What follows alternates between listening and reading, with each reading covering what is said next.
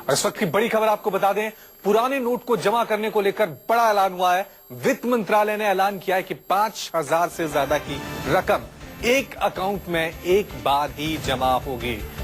उस वक्त की बड़ी खबर हम आपको बता रहे हैं कि 5,000 से ज्यादा रकम एक अकाउंट में एक बार ही जमा कर सकते हैं। चलिए इस खबर पर और ज्यादा जानकारी के लिए सीधा रुख करते हैं हमारे संवाददाता मनीष कुमार का। मनीष, बताएं क्या कुछ बदलाव हुआ है पुराने नोट जमा करने के नियम में? उससे ज्यादा कर लो, एक बार नहीं, आज मनीष, क्या अब तक मेरी आवाज पहुंच रही है?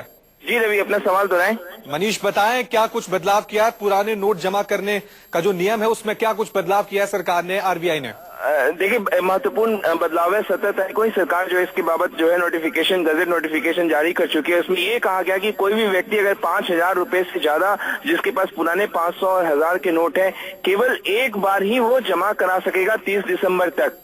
और उसको जो है 2 साक्ष्य जो ब्रांच में होंगे, जहां भी वो पैसा जमा करा रहा होगा वहां पे 2 जो है लोग मौजूद होंगे जिनके सामने वो पैसा जमा कराएगा। साथ ही साथ उसको ये बताना होगा कि आखिरकार उसने ये पुराने जो 500, 1,000 के नोट है उसने अब तक डिपॉजिट क्यों नहीं किए।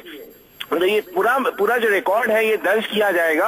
और केवल 5,000 से अगर ज्यादा किसी के पास रकम है 500 और 1,000 के पुराने नोट्स में, वो केवल आज से लेकर 30 दिसंबर तक केवल एक बार ही जो है कहीं भी अपने खाते में जो है वो जमा करा सकेगा। इस बाबत जो है नोटिफिकेशन सरकार ने जारी कर दिया है और आरबीआई ने भी इस बाबत जो है वो नोटिफिकेशन जारी किया है। तो जाहिर तौर पर जिन लोगों के पास अब पुराना नोट है रवि, वो आज के बाद केवल एक बार ही बैंक में जाकर वो जमा करा सकेंगे अगर 5,000 से ज्यादा उन्हें जमा कराना है। तो मनीष, बड़ा सवाल, मतलब आप साफ शब्दों में इसे समझे तो इस तरह से कि अगर आपके पास 5,000 से ज्यादा पुराने नोट हैं तो अब आप इसे बैंक में एक बार में ही जमा करा सकते हैं।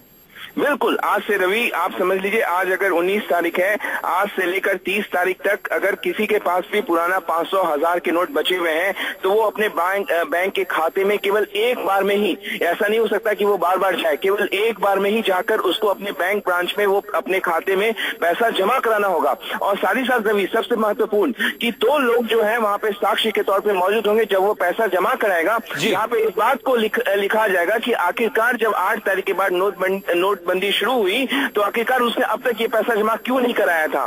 तो ये भी उसे बताना होगा बैंक ब्रांच में, जहां पे तमाम बातें जो रिकॉर्ड की जाएगी।